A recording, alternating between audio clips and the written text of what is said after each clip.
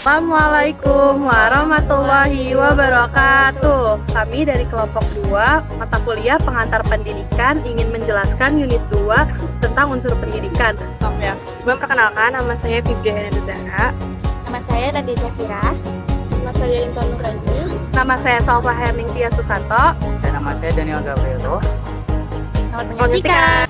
Menurut Profesor Herman Harel Horn berpendapat bahwa singkatnya, pendidikan adalah proses abadi dan penyesuaian lebih tinggi bagi makhluk yang telah berkembang secara fisik dan mental yang bebas dan sadar, seperti termanifestasikan oleh alam sekitar, intelektual, emosional, dan kemauan.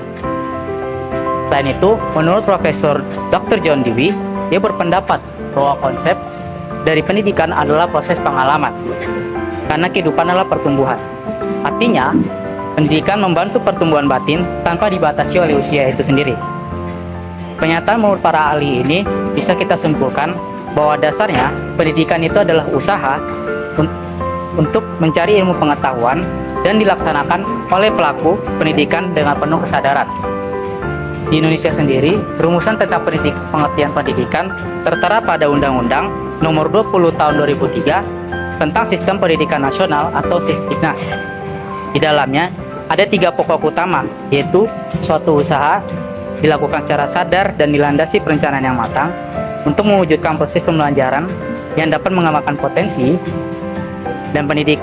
Dan kedua, menumbuhkan kekuatan spiritual dan mengenali diri, mempunyai kepribadian, kecerdasan dan akhlak mulia, serta keterampilan. Yang terakhir, pendidikan dikatakan usaha sadar dan terencana karena pendidikan merupakan proses yang dilakukan untuk sengaja melakukan pemikiran yang sungguh-sungguh.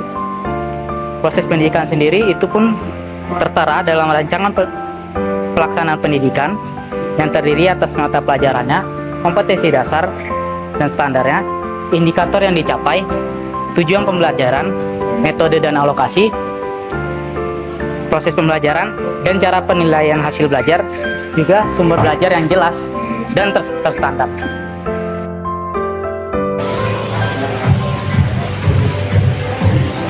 Tujuan pembelajaran. Tujuan pembelajaran adalah sebuah proses pendidikan yang mengarah pada pengembangan development atau humanis, yaitu berusaha mengembangkan segenap potensi yang dimiliki oleh peserta didik, bukan yang bergerak pada pembentukan behavioristik. Juga perlu dilihat ada kedua kegiatan utama dalam pembelajaran, yaitu suasana belajar, dan yang kedua ada proses pembelajaran. Suasana belajar adalah merupakan sebuah keadaan yang tercipta pada proses pengajarannya langsung. Hal ini merupakan salah satu kunci dalam menyukseskan kegiatan pembelajaran. Kedua, proses pembelajaran adalah perencanaan pembelajaran. Proses pembelajaran memiliki peran penting dalam mencapai tujuan pembelajaran. Menurut Reja Mundiaharjo dalam bukunya yang berjudul Pengantar Pendidikan, membagi pengertian pendidikan menjadi 2, yaitu pengertian pendidikan secara luas dan pengertian pendidikan secara sempit. Pengertian pendidikan secara luas dapat mempengaruhi pertumbuhan sosial individu serta masyarakat, dan pengertian pendidikan secara sempit merupakan proses pengajaran yang diselenggarakan di sekolah sebagai lembaga pendidikan yang formal.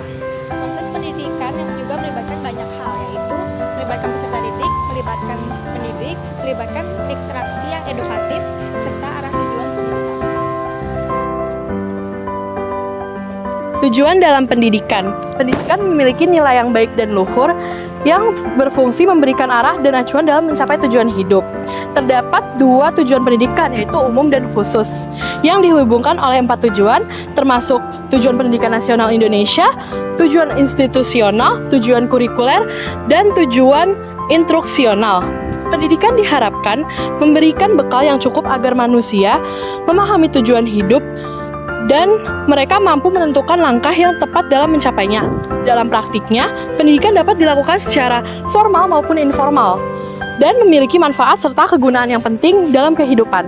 Pendidikan memiliki manfaat yang sangat penting dalam berbagai aspek kehidupan, seperti memperbarui informasi, mencetak generasi muda, mempertajam pengetahuan, karir dan gelar pendidikan, membentuk pola pikir ilmiah, mengurangi terbentuknya generasi lemah dan generasi yang bodoh, menambah wawasan dan pengalaman, tingkat kemampuan tertinggi, mencegah tindak kejahatan, proses pembelajaran sosial dan produktivitas, menumbuhkan talenta, membentukkan ciri bangsa, merubah pola pikir, ekonomi meningkat, membentuk pribadi, membentuk kehidupan yang cerdas, menjamin integrasi sosial, inovasi meningkat, dan membangun generasi.